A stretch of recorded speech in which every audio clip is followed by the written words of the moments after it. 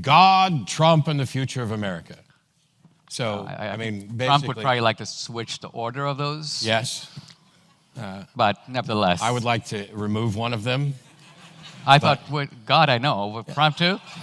No, remove one from the discussion. The other one, I don't need to remove because I don't have any reason to think he exists, but the discussion is good. Well, don't you make your life talking about him? I do spend a lot of time talking about him. It'd be like if I spent my life talking about unicorns. It would be, except that you don't live in a world where the overwhelming majority of people believe in unicorns and are trying to legislate what other people can do based on what they think unicorns want.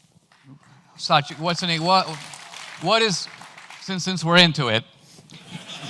This is how it goes. Yeah.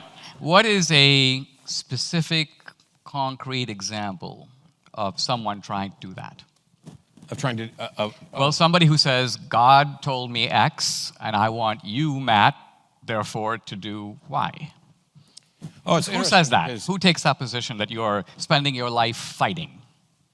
Sure. So are we in any way suggesting that there's not a particularly loud and well-financed fundamentalist religious right who are stacking the courts in accordance with their ideology, which is influenced by their religious things? I have family members who are primarily single-issue voters. Like, if there's two candidates and one is set out to end abortion and the other one's not, that's the only thing that matters to them. And so I think it puts people in a position where they're probably voting against their own best interests. Can you name, just pursuing this to see what we're talking about, can you name a single Supreme Court justice who, in your opinion, does not arrive at their judgments for any constitutional or jurisprudential or moral or philosophical reason, but simply consults a divine oracle in order to make a ruling? Can you name one of them? Oh, no. I'm not in any way suggesting people don't genuinely have these beliefs. It's just that if people's views, like people within all of them, whether they're Supreme Court justices or not, they're going to have particular views on how the way the world's going to work. You and I are. And sure, there are people, I have no idea if you're one of them, there are people whose view on how the world should work should be everything should be working in accordance with my understanding of this deity. Well, let's take an example, because I think the discussion can become kind of airy if we don't pin it down. Okay. Let's talk about abortion.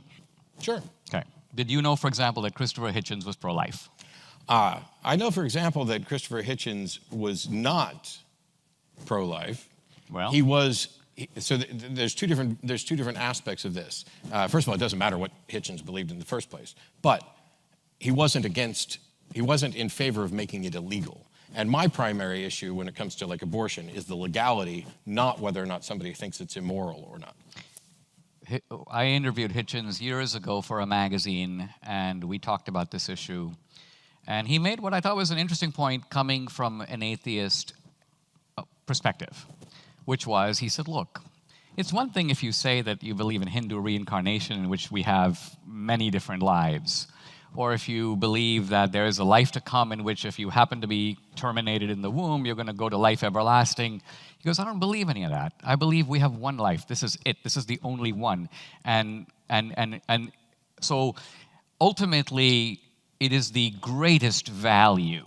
And if you have a life that is coming into being and it's snuffed out, all its choices interrupted at the outset, he goes, you got to think before you do that, right? Now, let's leave the legality issue, because I think the abortion debate has become radicalized since Hitchens died. Whether Hitchens would have supported late-term abortion, we don't really know. But what I'm trying to say is that here's Hitchens. And I don't really care. You don't really care. But the point I'm trying to make is this. You're saying that religious people apply a worldview. And I'm saying you do too. Hitchens does too. All of us have a worldview. I'm not. I think I just said that like 3 minutes ago. The issue is whether or not. So if somebody's saying that their worldview is right because it comes from the divine, and there's no demonstration that A, there is anything divine, or that they have any good understanding of what the divine would want, then I would hope that we would agree that that is at least a fallacious appeal to an authority that can't be demonstrated. Well, but I would argue that first of all, none of us in America conducts a voting test in which when somebody comes into the booth and decides, for example, why do you want to have an abortion? Someone could say, because it's fun. Someone could say, because I think it's a form of birth control. Someone could say, in other words, what I'm trying to get at is we don't conduct a rational scrutiny test to make sure that people who vote about climate change, if someone says, I believe in climate change, I'm like, don't you own a house that's on the water? Yes, you do. Has that house gone down in value? No. Now, is that the test for whether? No. What I'm trying to say Okay. is we don't subject people's political views to a scrutiny in which we ask, are there irrational? In what way? Well, let's say somebody says. I'm just trying to make sure I understand what you're saying. Well, you're saying that when it comes to religious believers, right? Right. There's a compartment that they have. Let's call it the divine compartment. For some of them, sure. Right. And so they appeal to this, from your point of view, irrational source. And they try to import that source into politics, which according to you is fallacious. They shouldn't be doing that. And I'm saying all kinds of people who are not religious say the wackiest things. But and that's have a the two-bouquet fallacy. That's whataboutism. I would object to anybody doing things on behalf of irrational reasons. I'm just saying that So you would like to see our democratic process purified of the irrational. I would like to see our universe purified of the irrational. Okay, and how would you go about doing that? Education, by actually teaching people not only critical thinking, but logic and fallacies, so that instead of believing something when they don't have a good reason, they reserve belief until they do have a good reason. You shouldn't believe anything until the evidence actually supports it. What is the evidence for God? What is the reason that anybody should believe there's a God at all? Okay. And so far, despite countless debates, nobody seems to have come up with a sound reason for that, and yet they go 10 steps further, which is not only is there a God, but it's this God, and my understanding of this God, and this is how we interact, and the Bible is the true guidebook, or the Quran is the true guidebook, and the question then becomes, we have a proposition, any proposition, whether it's God or climate change or whatever. How do we go about determining whether or not that proposition is reasonable to accept? Okay. And on the God front, maybe you have something better than anybody else has come up with. What is the reasonable warrant for accepting that there's a God at all? Okay, let me try to answer that. I start with the fact that here we are flung into the world with no clear understanding of A, where the universe came from, not the earth, but the universe. B, why we're here and what the purpose of our life is. And C, what, if anything, happens to us after we die. I would argue that, so we are in a very peculiar position where human beings were flung into the world, and the three of the most important questions we could possibly ask, we have no answer to. Now I'm going to hold agree on. with you. Do you agree or you not agree? I'm going to agree with you on two of the three. The middle one on purpose, I think, assumes there's a purpose that there's been no demonstration there's a purpose to it. What, if any, purpose we have for our Sure. life? Okay, so now we are in agreement that on the three cardinal questions, we are in a certain kind of blindness. We're in a certain kind of blind ignorance because we don't know, correct? So I don't. So if we start, you're saying we're flung into this universe without an understanding of the origin of the universe, the purpose of life, or what happens afterwards. Right, where the universe came from, Yes. who, if anyone, or Sure. what made it, if anyone. B, what the purpose of our life is, if any. And C, what, if anything, happens to us after we die. We are in violent agreement right now. Perfect. Now, the second question arises, what does science have to say about these three questions? Can science either now, and if it can't now, settle these matters in the future? Let's look at them one by one. Let's take them in reverse order. Sure. Can science decide the matter of whether or not there is life after death, yes or no? It depends. Depends on what? So science only deals with the natural world. Correct. And so if in fact there's a supernatural existence after this, then it may forever be beyond the purview of science. Correct. Or if there is another universe that operates according to different laws and we happen to move somehow into that universe, science would have nothing to say about it, correct? Not necessarily, because Okay. if it's a natural, like we have like hypotheses about a multiverse or whatever. Correct. I can't say what science will be able to test for in the future, or whether or not we are permanently confined to the cosmos that we experience. I can't say. I can't even rule out, I can't say that science could never say anything about the supernatural. All I can say is that as it stands right now, I'm unaware of any supernatural claim that has any evidence for it that science could evaluate to determine that it was true. Right. Let's put it a little differently because I don't want to debate the detail here. I just want to look at the macro picture. And what I'm basically saying is Shakespeare said, I think correctly, death is the undiscovered country. No one has been to the other side of the curtain and essentially reported, given us empirical evidence one way or the other, correct? We don't know what happens after death. True? See, here's the thing, and I promise I'm not being difficult. This is just for clarity. As a skeptic, my position is not, like when the psychics who claim that they're speaking with the dead. Right. My position is not, they're wrong and that's bullshit.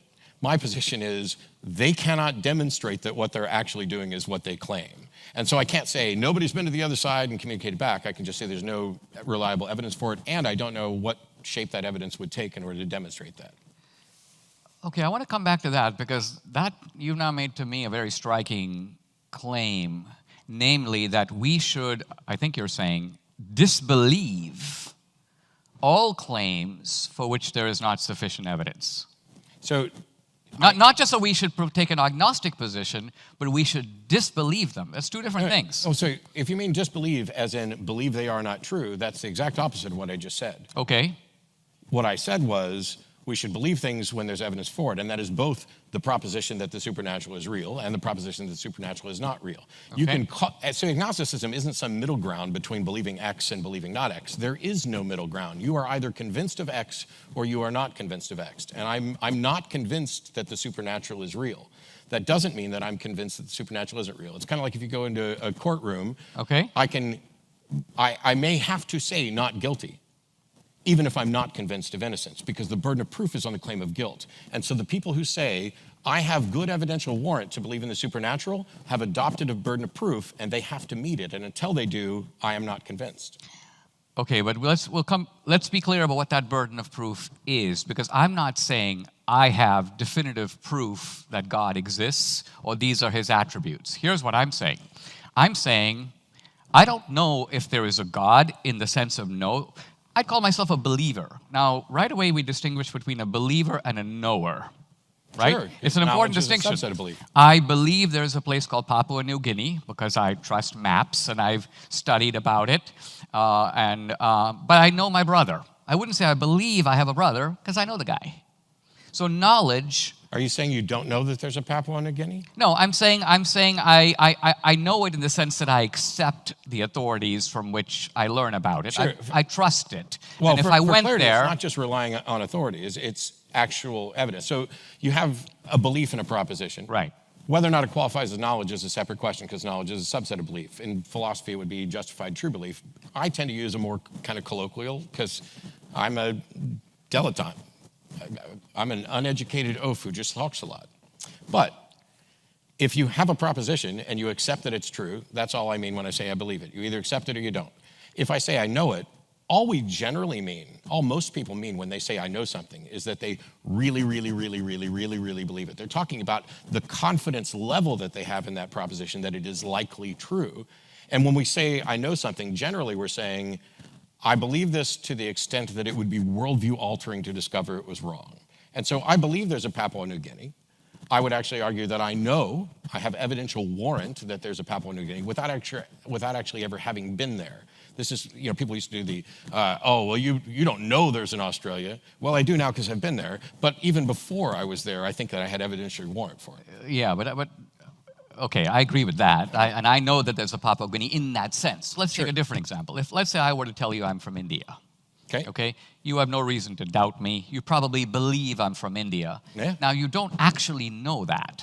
It depends on what you mean by know. Well, and are you 100% sure? No. Is 100% certainty required for knowledge? Not necessarily, but what's agree. your bar? So I don't think you can be 100% certain about anything. Okay. Which is why I abandon the notion of certainty, which is why when I talk about knowledge, I talk about it as a subset of belief and it is a confidence level. But also, I genuinely don't really, I'm unimpressed when someone says they know something because we don't wait till we have knowledge to act. We act in accordance with our beliefs, and whether or not your belief rises to the level of knowledge doesn't change what your action's going to be. All right. So let's sort of circle back to where I was going with the three big questions. And I think we started with death. You were in violent agreement that the cause, that we don't know, the cause of the universe, we don't know any prescribed purpose for our lives. We try to discover it, but we don't know it. And we don't know what happens after death. Yeah, I'm not convinced that anything does, but I definitely would agree. We don't know. Fair enough. Now, let me ask you this question. What do you do about belief when you are in exactly this position? If something is true, it would have tremendous implications. For example, you would concede that if there was life after death, that would greatly affect the way we think about life on Earth now. It would. Depending on what that life looked like. And depending on whether or not anything in this life had any impact on that life. Correct. But right. Yes. So let's just say if the religious narratives are correct, and there is some sort of cosmic justice in which, let's just say, the crimes that are the undiscovered crimes of this life have to be accounted for in a future life, we would probably have to start thinking about all the stuff that we get away with in private, because even though we escape human accounting, there would be some sort of presumably divine accounting. So in other words, all I'm trying to establish is that there's a relevance to these questions, even if we don't definitively know anything about them, anything about the answer matters which way we go. I agree the answer matters. It's just that the answer right now is, I don't know, and you can play the what-if game for any one of them. What if there's nothing?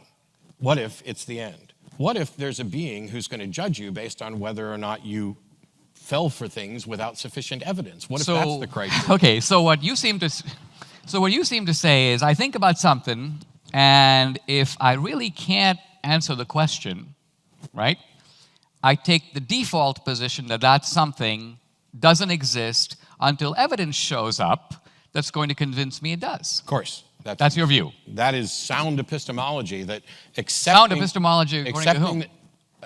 According to you. Sure. We'll just go according to me, because I don't need to cite anybody else. Right. Because I'm right. Because okay, hold on. So let's see if you're right. Let's see if you're right. The alternative would be to say that I'm justified in believing something before there's sufficient evidence for it. But I would argue that you do that every day. Let's give you a cardinal example. But that doesn't change the fact whether I should. You should. I'm saying you do. We're all going to make mistakes. You do and you should. Look, our life is always lived in anticipation of an unknown future, right? You're dating a woman. Yes. And so what you do is, you, being a very reasonable guy, plug in all this data, right, about this woman, and you're trying to make a rational decision, let's say, is this the woman I want to spend my life with? Let's assume you're thinking about that question. For the sake of your argument, we'll assume I'm thinking about that. Okay. Now, I would argue that in reality, given the way human beings are, you could never really know what life with this person is going to be like, let's just say over the next 30 years. First of all, you'll be different people in 10 years, or different people in 30 years. So this question about what it's going to be like is unanswerable with any high degree of certainty. Correct? Yeah, which is one of the reasons why I, unlike many religions, actually support the notion of divorce, and am opposed to the notion that there's a soulmate out there that you're going to be everything to forever. If we're both in agreement that we don't know what the future holds, I don't make a decision to say... But if you'll pardon me, that's a tediously predictable response. I'm not going there. Where I'm going with is the fact... I didn't think you were going there. No, because... Right. Where I'm really going with is the fact that in making a decision of whether or not to be with this person, yes or no, you are necessarily taking a huge leap of faith. No. See, that's the thing. The way I operate my life, and maybe I'm a weirdo, is, so for example, in this case, I have no plans to end this relationship, and neither does she, but we are both adults. And there were two rules: be honest, have fun. That's it. That's all. Be honest, enjoy life. And as long as we're both honest, we can reevaluate the nature of our relationship at any point. I am friends with every one of my exes, including my ex-wife, who I just spoke to. We went into it with this optimism that perhaps we would spend the rest of our lives together. and with the realistic notion that it doesn't happen. Anybody who, the divorce rate's 50 some odd %, anybody who goes into a marriage now thinking, we're never gonna get divorced, is already in opposition with the actual data. And so I, as a huge proponent of David Hume, one of my favorite quotes from him, is that the wise man proportions his belief to the evidence. So my confidence in any proposition, including this particular relationship lasting until I die, is based on whatever data I have. I don't have some delusion that some other people want to run around with. I've found the person and we're definitely going to be together forever because life is uncertain. And it seems that rather than engaging in that self-deception, I'm fine saying, this is what I hope happens. I hope that I am with you for the rest of my life. I hope that, or for the rest of our lives or whatever, but I don't have an unrealistic expectation. But don't you make plans? Sure, I make plans for tomorrow because that's the pragmatic. You don't buy insurance, you don't build homes, you don't make plans, you don't put money into a 401k, and you don't put money into educational funds. Yes. You do. Right. So in other words, that's because I have a reasonable confidence based on data about how long I'm likely to live and what benefits are likely to be rewarded from there. Based it's on not an exercise of faith. Let me ask you this. Because what you're talking about is confidence in the absence of certainty. But my confidence is proportional to the evidence. The fact that there isn't certainty about the future doesn't mean that it's an exercise of faith. I'm saying that the evidence you're invoking is bogus, because according to you, if the divorce rate were 5%, you would make lifetime plans, because according to you, there's a much higher chance, 95% probability. No, that's not remotely what I said. Well, it is kind of what you said. I would make lifetime plans because I hope to have a lifetime. If I was Socrates walking in Athens in the 5th century BC, and I looked up in the sky, I'd see 7 stars, right? Now, if I was taking the rationalist position, I would say, well, I see 7 stars. I have no reason to believe that there are any more stars in the sky. And hey, just for clarity, yes, are you saying this is remotely accurate, or is this just an example? Because anybody who thinks that back then people only saw 7 stars, I got problems with. No, fair enough. Okay. Fair enough. I'm using the limited radius of our empirical knowledge. I knew that. Just for your benefit, it's an analogy. Yeah, right. And you know so the ancients knew the Earth is round and so on. But the point here is that you have this limited body of data. But if you really reflect on the data, and you also reflect on yourself, right away you see, hey, I'm Socrates. I've never moved 5 miles away from the place I was born. I don't even know how big the Earth is. There could very well be a whole bunch of other stars out there, and just because I have not 1 ounce of empirical evidence for them, I can't be close to them or declare them out of bounds or declare that my whole life is to be lived without regard to that possibility. Well, because it's a very real possibility. So let's say you and I both lived on this particular plot of land in New York our entire lives, and we had only ever seen 7 stars. Right. I'm not ruling out the possibility that there are 7 other stars. I'm dealing with people who are saying there are more than 7 stars, and they can provide no evidence for it. Right, but let's just say that those people who say that there are more than 7 stars, right, have the following type of reason for saying that. They say, first of all, let's just say that we're part of a natural universe, right? This is Kant's the starry heavens above. And they also know that I can't see very far, so because I only see 7 stars and I know that I can't even see a guy who walks over the horizon, I probably think there are a whole bunch of other stars that I just can't see because my eye only goes that far. Would that be an irrational reason to believe in more stars even though I only see 7? Yes. It would be irrational, according to you. So, while you can come up with that as a justification, the reason that it seems like, I'm talking within your analogy of we've only ever seen 7 stars. That is not, so we have deductive reasoning, and then we have inferences, which is basically where science operates, and then there's abductive reasons. And abductive is going to be the weakest. And abductive is going to be arguing towards the best explanation. And in that case, we need candidate explanations. What you're talking about is an inference that seems intuitive, but has no evidence to actually support it. It does. The fact that I can only see so far should guide my brain to say I should not be reaching conclusions about what is beyond my ability to see. Okay, so let's take, for example, you've seen a certain number of dogs in your life, correct? Yeah, tons of them. She stops at every one. Right. Above and beyond that, you haven't seen other dogs that are outside the radius of your empirical experience. True? Correct. Do you believe in that there are other dogs other than the ones you've seen? I have evidence of other dogs on Earth. What's that evidence? I've seen video footage. I have. Okay, met but let's people just in say the different- video footage, let's count those among the dogs you've seen. What about the dogs you haven't seen? Sure. You believe they exist? On Earth, yes, but if you tell me that I should then believe that there are dogs on Saturn, that's the level of thing we're talking about. No, here. it's not. It's not. Absolutely not. See, this is the heart of the matter. This is the heart of the matter.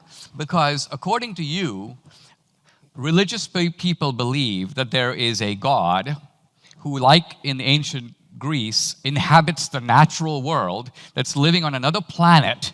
And so your reasoning is at the level of the cosmonauts who go up into the sky and go, no God up here, therefore God doesn't exist. No, that's not it. Well, you just said that I'm proclaiming a dog on Saturn. Yes. And I'm saying that's not what I'm doing at all. So if I can only see 7 stars, there is a weak inference that there may be more stars, but to believe there actually are more stars isn't yet justified by the evidence. The dog example on Earth, even though I have not experienced every dog, I can actually do pretty much a rough estimate of dog by searching through data on how much dog food we sell, how many people buy Kong things for their dogs, how many Pets R Us are scattered around the world. There's all sorts of data that get to this thing where now it is a strong inference that there is a dog in China that I have never met and will never meet. Do I believe that that's the case? Yes, because that's where the data point to. To go beyond what the data show, Okay. to say that just because I know that I have a limit to my vision and I can see 7 stars, therefore I believe there are more, that is to go beyond what the data presents. You could, though, invent a telescope and improve your vision and get new data, which is exactly what we did to discover that we don't just live in the one and only galaxy and that the Earth isn't the center of the universe. Once we got that data, we began to have a better understanding of it. There are things like the Higgs boson, for example, which are a part of theoretical physics that we didn't have physical, empirical evidence for, but that the math pointed to. I'm not in any way denying that math is good data, which is one of the reasons why, well, all right, I won't go there yet because we're still on. Well, I mean, here we are on common ground. If you're talking about science, if you're talking about quantum physics, if you're talking about relativity, if you're talking about the Big Bang, if you're talking about evolution, we have nothing to argue about. I'm on board with you 100%.